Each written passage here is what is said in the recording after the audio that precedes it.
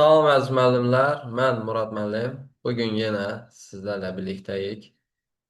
Bugün yenə bir sualın izahına baxacağıq birlikdə. Deməli, keçək sualımıza. 40-cı sualda bizə deyir, verilmiş nəsil ağacında avtosom resesi bir əlamətə sahib olan şəxslər ştrixlənmişdir. Neçə nəfərin genotipini dəqiq müəyyənləşdirmək olmaz. Tamam.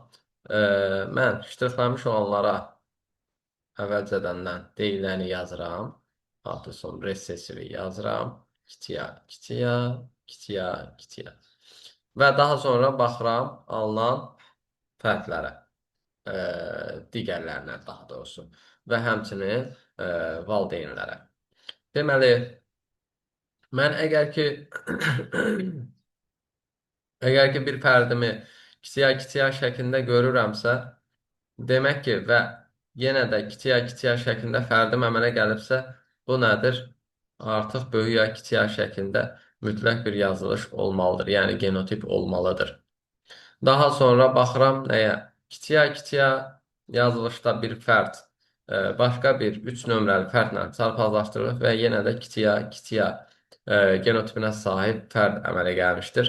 Demək ki, burada da 3 nömrəli fərddən də bir kiçik A gəlməlidir ki, kiçik A-dakı kiçik A-ların biri ilə birləşib həmin bu kiçiyə genotipini bizə versin. Bu səbəbdən də bu da böyüyə şəklində yazılmış olacaqdır. Əgər bu fərdlərdən biri kiçiyə digəri də avtomatik nə olmuş olur? Böyüyə şəklində olmuş olacaqdır. Bu şəkildə yazdığımız zaman biz 1 və 2-nin heç birinin ştrixlənmədiyini görürük və amma onlardan alınan fərqlərdən birinin kiçiyə genotipinə sahib olduğunu görürük. Bu halda mən bunlara nə böyüyə yaza bilmərəm.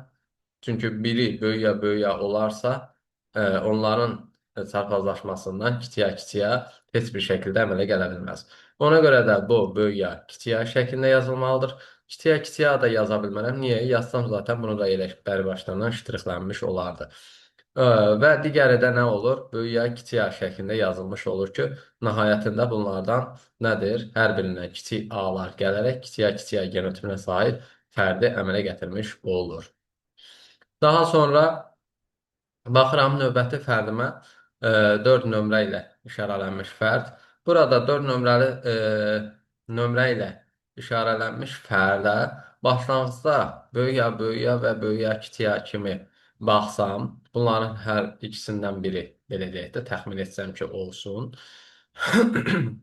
Baxıram ki, burada əmələ gələn fərdlərin, yəni 4 ilə 5-in çarpazlaşmasına əmələ gələn fərdlərin biri nədir? Kiçik A-dır.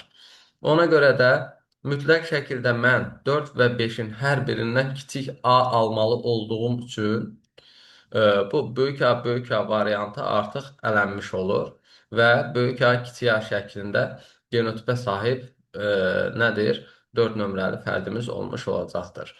Daha sonra bunların 4 nömrəli böyük A kiçik A genotipinə sahib fərdin 5 nömrə ilə çarpazlaşmasına kiçiyə əmələ gəldiyinə görə, az öncə də dediyim kimi, bu da bir dənə kiçiyə verə bilmək məcburiyyətində olduğundan böyüyə genotipinə sahib olmuş olacaq. Və burada gördüyünüz kimi demək olar ki, hamısını yazdıq. Bəs 6 nömrəli fərdə baxdığımız zaman burada mən 6 nömrəli fərdi həm böyük A şəklində görə bilərəm, həm də böyük A, kiçik A şəklində görə bilərəm. Və bu mənə heç bir maneçilik də törənməz, nə də heç bir uyğunsuzluq da yaratmaz. Ona görə də neçə fərdin genotipini dəqiq müəyyənləşdirmək olmaz dediyi üçün sadəcə bir fərdin, yəni 6 nömrəli fərdin genotipini tam təyin etmək olmayacaqdır. Belə əziz müəllimlər, sualımız bundan ibarət idi.